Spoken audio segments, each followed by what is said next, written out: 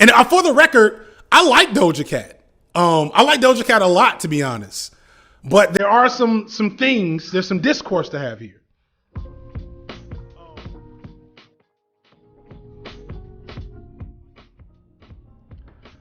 All right. Let me kick the hornet's nest a little bit.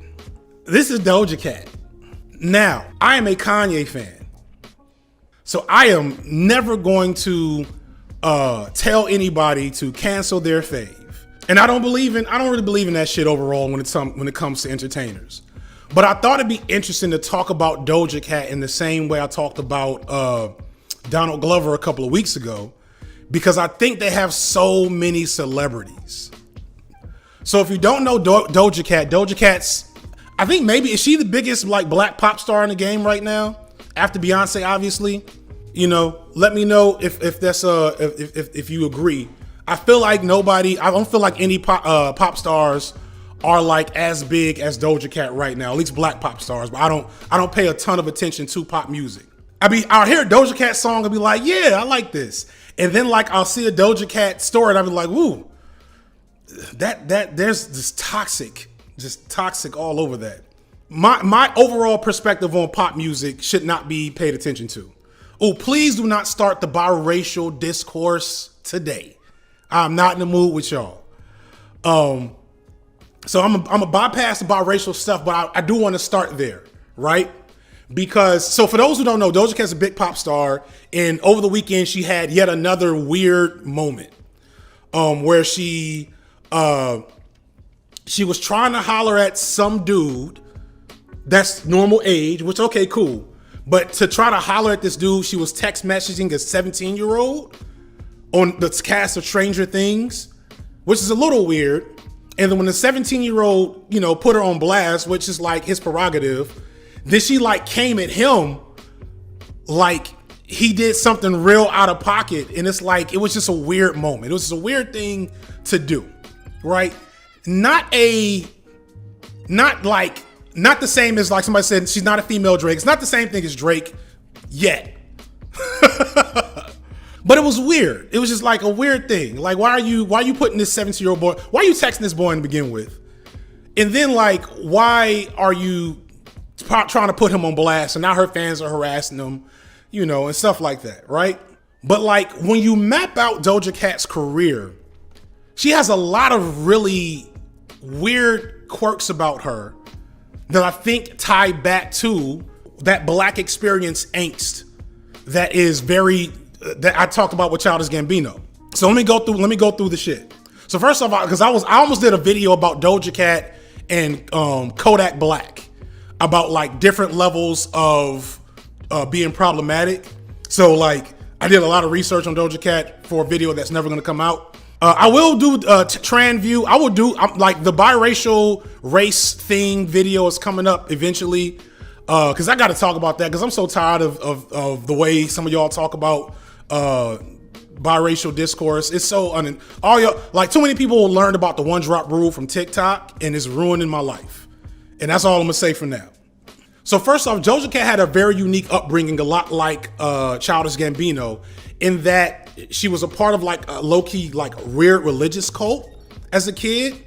And her father, who I think is her father is from South Africa. So her father is South African, and as far as I know, did not have much to do with her growing up, which is unfortunate. And she was raised by her white mom. And this is not to slander all white moms raising black children, because I know a few white moms raising black and or biracial children that are doing their best. But I get the vibe from what I researched that Doja Cat's mom did not do right by Doja Cat in terms of a lot of things, let alone Doja's experience and like understanding of being black. And the vibe I get from Doja Cat, from everything I've read about her, is that Doja Cat don't really fuck with black people. Doja Cat is a few years from some Candace Owens shit, if you ask me. Doja Cat is on the Stacey Dash career arc, if you ask me. Folks ain't gonna like that, but the evidence is there. So first there's the easy stuff. Like There's a joke I made once that said Doja Cat is basically Pink if Pink's tan were real. Y'all remember Pink? Let me find a picture of Pink. You cannot tell me if you were alive when Pink was hot. It's the same thing. Listen, I liked Pink too. I critique the things I like. But listen, somebody just said Pink is like the first black Fisher. People did not know Pink was white for a hot second when she first came out. And Pink made the same type of like urban edge hip hop as Doja Cat. And then Pink, I don't know what changed her tone and aesthetic, but like in her second or third album, she decided to get away from that urban aesthetic and go with a more punk, traditionally pop vibe. And I point that out not to say that there's like explicitly something wrong with making like pop music that has an urban edge, but I'm just be blunt. If Doja Cat were Normani, she would not have a career. Better yet, she would have Normani's career. This is the thumbnail. I'm just keeping it 100. The fact that Doja Cat is racially ambiguous and very attractive and surrounded by a team that is all the way behind her, considering a lot of the weird stuff that she's gotten into, those are things I wish people were talking about, because it speaks to a discourse around like the way black women have to appear in the mainstream eye and the media, etc., that nobody's talking about that. But let's get back to the slander. So like Doja Cat got into a lot of trouble as like a teenager. She dropped out of school at 16. She was running the streets, but I don't think she was running the streets with any black people. Nothing indicates that. And so then she has the weird chat room stuff, which like she was 17 when a lot of that happened, but then like it sounds like she was still doing it in her early 20s. She has a lot of LGBTQ support, and that's cool. She also had that weird some weird F slur moments. Gwen Stefani, Christina Aguilera, all of them came out. She's basically, and that's what's so interesting to me, is that Doja Cat is doing the Christina Aguilera, the Gwen Stefani move, but she's like this perfect package because she's actually black. So now when she does a song with SZA or Nicki Minaj or Saweetie or whomever else, it doesn't feel, you know how you get that weird feeling like when Juicy J did a song with what's the one white girl's name? She did the I Kissed a Girl song. Katy Perry. So Katy Perry did a song with Juicy J from 3 6 Mafia, and it was weird because it's like y'all don't hang together in real life. Katy Perry didn't grow up listening to 3 6 Mafia. Katy Perry's pulling the people from 3 6 Mafia, pulling Juicy J out because Juicy J had that hot Bands That Make a Dance song a couple of years ago. But there is no crossover between Juicy J and Katy Perry. And so we're getting into, coming back to my Childish Gambino slander. So Childish Gambino had his incel stuff, but somebody asked about why I called Awaken My Love gentrified funk. There's this thing that all black entertainers are doing this under white supremacy. I want to be clear on this, me included. If you are black and you are an entertainer, you are in the public eye, and you have any level of a white audience, your product is blackness. That is your product, period. I feel like somewhere between 30% of my audience is white at least.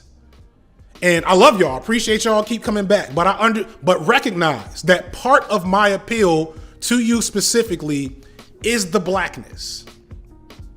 It's access to a black frame of reference for art or education or history, etc. And if you are black and an entertainer, that's just something you got to deal with. Now the question is, how do you deal with that? For me personally, I do whatever the fuck I want, and I don't purposefully cater to that audience in a way that makes me feel uncomfortable. But like, think of a safe Negro YouTuber. Don't put him in the chat. Please don't put him in the chat. But think of a safe Negro YouTuber, and like, that safeness is on purpose. Now, it might be because they also come from an experience in the worldview where they don't think about their blackness the same way I do, but it's a thing. Will Smith, there you go. Thank you for picking to somebody I didn't have to shade. Drake is another one. Wayne Brady, Trevor Noah, Terry Crews, King Bach. Oh my God. Now, King Bach isn't just safe. King Bach was doing sellout shit. That's different. That's a whole other video. But my point is, you're doing that. And this is something I talked about in the Drake video. So if you are a black entertainer, no matter what you say, if you have a white audience, that white audience is buying blackness from you to an extent, period. I don't believe you if you say that's not the case. I don't care how talented you are. Your talent can be exceptional, and I will give you all the kudos and validity for that talent. But a part of your product is blackness. That's why I have respect for like comedians like a Eddie Griffin.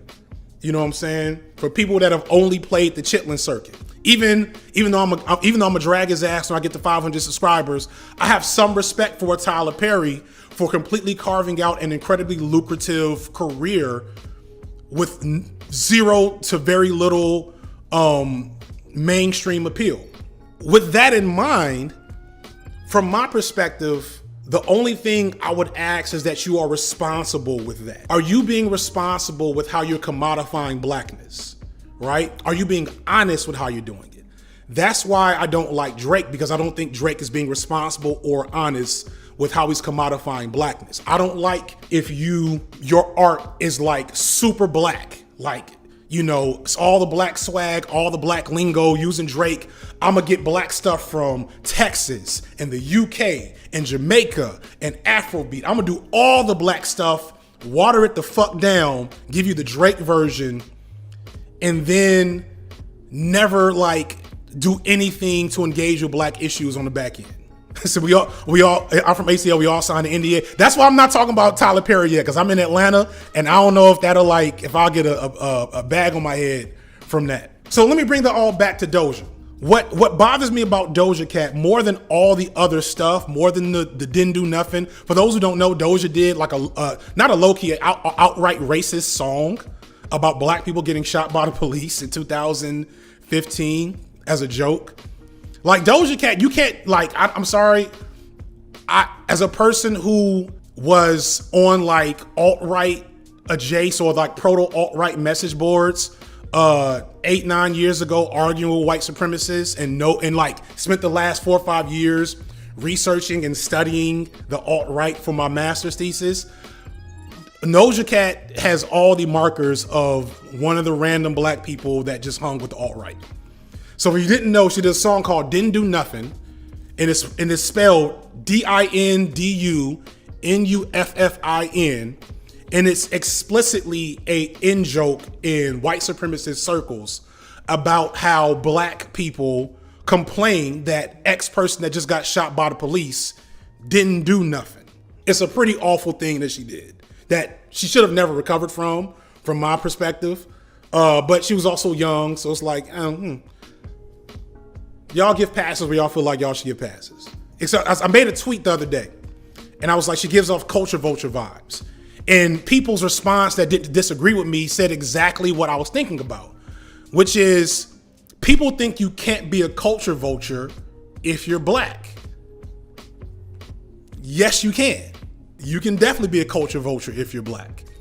If all of your material and content and music is pulled from a black experience, if Doja Cat was making the same music as Adele, I wouldn't say anything about it. But Doja Cat explicitly makes the type of music that I guarantee you 10 years ago she'd have called ghetto and not classy. Doja Cat makes music with black women that she wouldn't have hung with in high school. I don't know much about Doja Cat's fan base, but it's interesting that discourse hasn't come up, and I think it has a lot to do with colorism and featureism. And maybe it's just, I don't know. I really don't know. I don't know. It's because on one end, it's like, she's not that bad. Like some dude compared her to R. Kelly on my Twitter. I'm like, dude, you're doing way too much. You're doing way too much. You're tripping. But it does feel like she's gonna have to really slap her fan base in the face and do some really like foul shit to get the type of criticism that she probably should get based solely on the fact that her content is completely appropriated. Yeah, so like the niggas ain't shit song, performative blackness. And I'm not so mad about performative blackness with a sense of honesty, maybe. You know what I'm saying? So the niggas ain't shit song. So like, as far as I can tell, Doja Cat don't fuck with niggas. Doja Cat making songs about dating drug dealers. It's like, Doja Cat, what drug dealers you date? They were selling fentanyl. They were selling designer. They were selling Adderall. Like, you wasn't messing with niggas in the trap. Not that that's a thing to glorify, or whatever, give you extra credit, but it changes. And somebody just let me put that on there. Eric Wega just said she's not getting criticism because her fan base isn't majority black. She's performing for white folks. And I agree. I compared it to the baby in that regard. And that's what's so interesting because, here's the other thing. My ultimate thesis on why cancel culture isn't real. You are only as canceled as your next project. If your next project is really good, your cancel is over. Period. And the thing you have to give, the thing I give Doja Cat, is Doja Cat makes hits. She's been on a roll for about 3 years now. And by the way, her biggest hits are by Dr. Luke, who is the dude that like was assaulting and controlling Kesha for however many years. Made her biggest hits. Now maybe she didn't know this. I don't know how she couldn't. But like, just so many like, y'all are being really friendly. But yeah, drop a banger and it's over. So when Say So came out, like I feel like Say So came out a couple of months after the feet for white supremacist stuff happened. And when that dropped, it was over. It was over because Say So was a bop. She really Post Malone. Yeah, that's my whole point. She's really Post Malone if you think about it. And it just speaks to how, I don't know, I don't know what it is yet, but it speaks to how racialization and like how we perceive race has so many nuances to it that we don't even think about. Because here's the flip side. If Doja Cat were Normani, she wouldn't have a career. If Doja Cat were white, black people would be dragging her daily. If she had no claim to blackness, even though her blackness is not the same as like my blackness, and I don't do the whole what's real black thing, but to me it's very clear that Doja Cat is blacker in her music than she has ever been in her actual personal life. But if Doja Cat were white, we would be dragging her on a regular basis, calling her a culture vulture. And her music sounds like who just released a song? What white girl just released a song talking about her poom poom? Addison Rae. So Addison Rae just came out with some like, Caribbean sounding song talking about her poom poom. It's just really interesting. It's a really interesting thing. Like people be like, I have issue with the biracial discourse, but I understand why a lot of black women are just like heated about the state of affairs in pop culture. Because everybody is eating off black women and nobody is giving them credit. Everybody is eating off black women and nobody's giving them credit, including light-skinned, racially ambiguous black women like a Doja Cat. So one of the things that why all the biracial discourse, even though I don't agree with all the biracial discourse stuff that's trying to say that light-skinned biracial women aren't black, which don't make any sense. It doesn't make sense. There's no such thing as biracial culture in America. Stop that. Stop it. I'm not talking about it again this time. I'll make a video. Don't even ask me about that shit. However, I understand that that's coming from a sense of frustration with the way the media is dealing with black women, especially racially unambiguous black women. Not Doja, Sasha Banks' character. So here's one thing that hit me. In the 90s into the early 2000s, dark-skinned black women were much more prominent in pop culture. When I think about Whitney Houston, when I think about Brandy, when I think about Monica, when I think about, I don't know, Rudy on the Cosby Show, like dark-skinned black women were, Tyra Banks is another one. Dark-skinned black women were much more prominent in pop culture and media. And this is going to sound wild. I think it stopped after Beyonce. I think Beyonce accidentally ruined, like, letting dark-skinned black women shine in pop culture, because everybody's been trying to be Beyonce ever since. So Aaliyah was light-skinned, yeah, but like, no, like, besides Aaliyah and Beyonce, like, people, and name it, Foxy Brown, In Vogue, SWV, Nia Long, Mary J. Blige, Kelly Rowland, Yolanda Adams. Yolanda Adams was a dark-skinned, big woman, megastar. Missy, old Aunt Viv. But like, low-key, after Beyonce became such a huge star, I think people mistook Beyonce's like talent and work ethic for just being light-skinned privilege. But now when you look at, you know, pop media, at popular media, you have the Doja Cat, you have what's Beyonce's protege? I can't remember her name now. Chloe Bailey. All the actresses on Netflix. Meg Thee Stallion is, you know, medium brown skin. I'm not gonna get into the fights about who gets counted as dark skin is not. Y'all not about, like, I'm already testing the waters, just even talking bad about Doja Cat. I already talked about Attack on Titan and the Weebs. I'm not getting into who gets to be dark skinned and light skinned as black women. I ain't doing that shit. But my point is, I get, if I was like a 20-year-old unambiguously black woman, I would be very frustrated and hypervigilant about who's profiting off of features and traits and creativity that comes from me. Because the slang, popular slang, dances, themes, music, the arts, so many things right now are being led by black women, but black women, especially unambiguously black women, aren't getting any credit. And so when I think about, you know, what Doja Cat is doing, it's not, again, I'm not saying cancel Doja Cat. I'm not saying I hate Doja Cat, but I think it's really interesting. Yeah, I just think there's a discourse there that I wish was being had more.